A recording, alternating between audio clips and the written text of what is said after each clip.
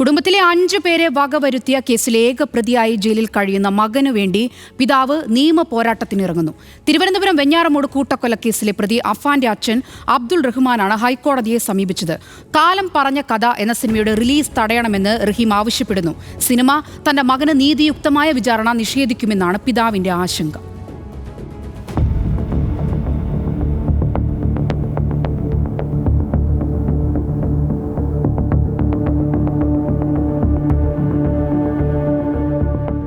Venjaramoodu Perumala arch junction സൽമാസിൽ Affan എന്ന 23-കാരനെ ഭീതിയോടെ അല്ലാതെ മലയാളിക്ക് ഓർക്കാനാവില്ല. കഴിഞ്ഞ വർഷം ഫെബ്രുവരിയിലാണ് നാടിനെ നടുക്കിയ കൊലപാതക പരമ്പര അരങ്ങേറിയത്. 2025 ഫെബ്രുവരിയിലെ ഒരു തിങ്കളാഴ്ച ദിവസം രാവിലെ 11 മണിയോടെയാണ് അമ്മയെ കഴുത്തിൽ ഷാൾ ചുറ്റി ശ്വാസം മുട്ടിച്ച് കൊലപ്പെടുത്താൻ ശ്രമിക്കുന്നത്. മരിച്ചെന്ന് കരുതി മുറി പൂട്ടിയ ശേഷം അഫാൻ പുറത്തിറങ്ങി. നേരെ പോയത് വെഞ്ഞാറമൂട്ടിലെ സ്വകാര്യ പണമിടപാട് സ്ഥാപനത്തിലേക്ക്.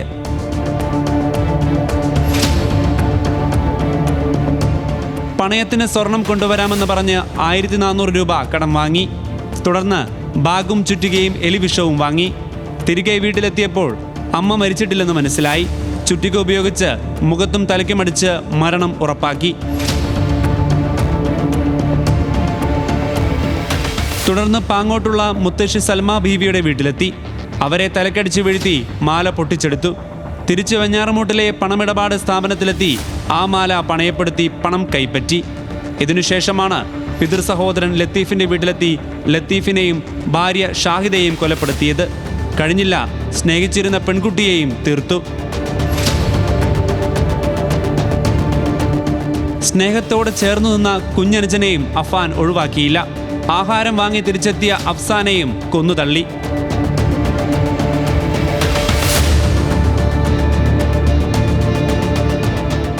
ഈ കൂട്ടക്കൊലയ്ക്ക് കാരണം 3 പേരോടുള്ള അമിത സ്നേഹവും മറ്റു 3 പേരോടുള്ള അടങ്ങാത്ത പകയുമെന്നായിരുന്നു അഫാന്റെ മൊഴി.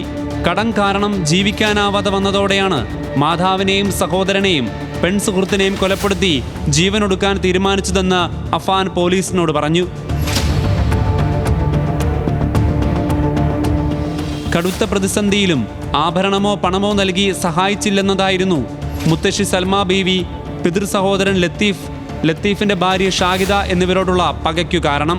കടക്കാരുടെ ശല്യം രൂക്ഷമായതോടെ എന്തു ചെയ്യണമെന്നറിയാത്ത നിലയായി. മാതാവിന്റെ ചികിത്സയ്ക്ക് പോലും പണമില്ല. മാതാവിനെയും അനുജനെയും ഒറ്റയ്ക്കാക്കാനുള്ള മനസ്സ് വന്നില്ല. താനില്ലാതെ ഫർസാനെയും ജീവിക്കേണ്ട, ഫർസാന അനാഥയായി പോകും. ഇതെല്ലാം അഫാൻ പോലീസിന് നൽകിയ മൊഴിയാണ്.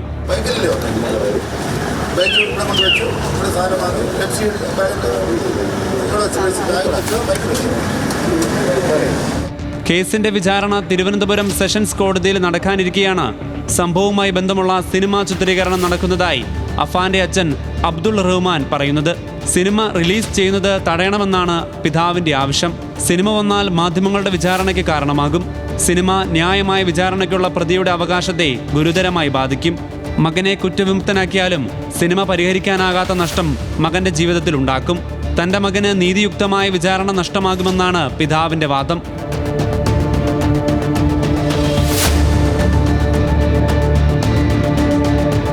സിനിമയുടെ ടീസറും ബന്ധപ്പെട്ട വാർത്തകളും കണ്ട് തെറ്റിദ്ധരിച്ചതാണെന്നും പല സംഭവങ്ങൾ കോർത്തിണക്കിയ കഥയാണ് കാലം പറഞ്ഞ കഥ എന്ന സിനിമ പറയുന്നതെന്നും സംവിധായകൻ പ്രസാദ് നൂറനാട് പറയുന്നു. ഒരുപക്ഷെ ഈ സിനിമ കാണുമ്പോൾ നമ്മുടെ ചുറ്റുപാട് നടന്നിട്ടുള്ള പല സംഭവങ്ങളെ ഓർമ്മപ്പെടുത്തുന്ന ഒരു കഥയാണ്. അതിൻ്റെ ഒരു സ്ക്രിപ്റ്റ് തയ്യാറാക്കിയപ്പോൾ കുട്ടികൾക്ക് ഒരു പ്രചോദനം, അല്ല കുട്ടികൾക്ക് ഒരു ബോധവൽക്കരണം എന്നുള്ള രീതിയിലാണ് ഈ സിനിമ ഒരുക്കിയത്. ഒരിക്കലും വെഞ്ഞാറമൂട് സംഭവത്തെ ആസ്പദമാക്കിയുള്ള സിനിമയല്ല കാലം പറഞ്ഞ കഥ. അവരുടെ റിലീജനോ അല്ലെങ്കിൽ ആ ബന്ധങ്ങളോ ഒന്നും നമ്മൾ ഈ സിനിമയിൽ പറയുന്നില്ല.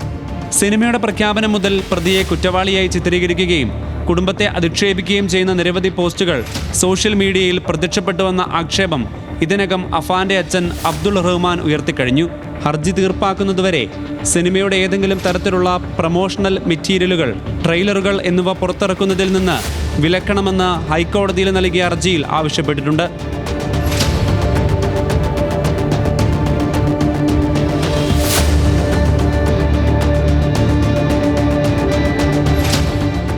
News desk, news Malayalam.